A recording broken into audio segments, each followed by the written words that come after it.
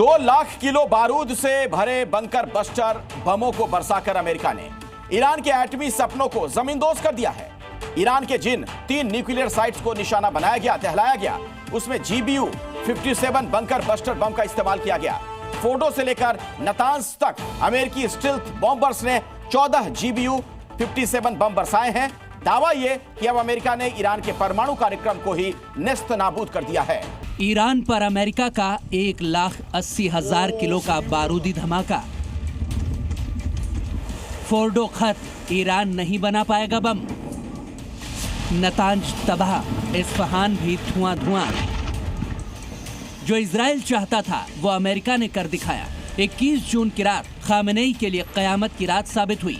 Iran में जब घड़ी में रात के 2:30 बज रहे थे, तब अमेरिका ने ईरान के 3 न्यूक्लियर सेंटर फोर्डो, नतांज और इस्फहान को धमाकों से दहला दिया। अमेरिका ने अपने सबसे advance fighter jet B-2 stealth bomber से GBU-57 बंकर बस्टर बमों की बारिश कर दी। दावा किया जा रहा है कि अमेरिका ने एक झटके में ईरान इजराइल युद्ध में कूदकर ईरान के एटमी सपने को चकनाचूर कर दिया।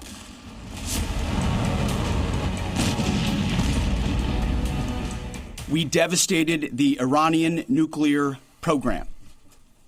But it's worth noting the operation did not target Iranian troops or the Iranian people. For the entirety of his time in office, President Trump has consistently stated for over 10 years that Iran must not get a nuclear weapon. Full stop. Thanks to President Trump's bold and visionary leadership and his commitment to peace through strength, Iran's nuclear ambitions have been obliterated. Many presidents have dreamed of delivering the final blow to Iran's nuclear program, and none could until President Trump.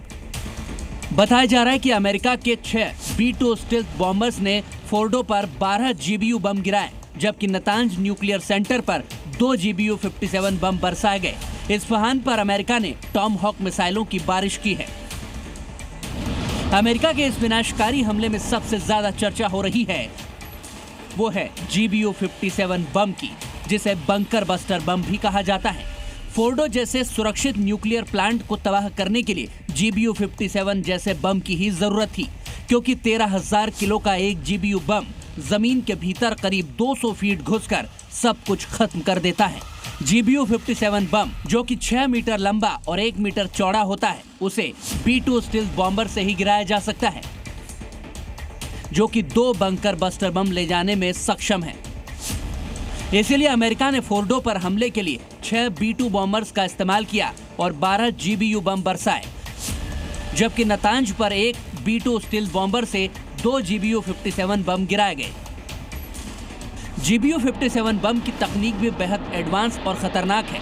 इसकी तैनाती से पहले एक target चुना जाता है, फिर इसे B-2 स्टील्थ बॉम्बर्स के टारगेटिंग सिस्टम में टारगेट को डाला जाता है और फिर ये जानकारी बम को ट्रांसफर कर दी जाती है। 50,000 फीट की ऊंचाई से गिराए जाने वाला ये बम गति से पैदा होने वाली ऊर्जा से जमीन में गहराई तक घुसने की ताकत रखता है। ईरान के फोर्डो और नतांज प्लांट पर अमेरिका ने 1,80,000 किलो बारूद वाले 14 बम गिराकर बता दिया कि ईरान का परमाणु कार्यक्रम कभी भी बर्दाश्त नहीं किया जा सकता।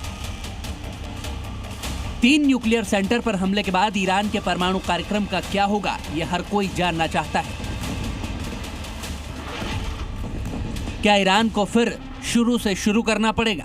हमले से बौखलाया ईरान ये दावा कर रहा है कि उसने अपने परमाणु ठिकानों को पहले ही खाली करा लिया था। अमेरिका ने न्यूक्लियर सेंटर्स को बर्बाद करके इजराइल की एक इच्छा तो पूरी कर दी, पर सवाल ये उठ रहा है कि क्या अमेरिका उसके दूसरे ख्वाब को भी पूरा करेगा?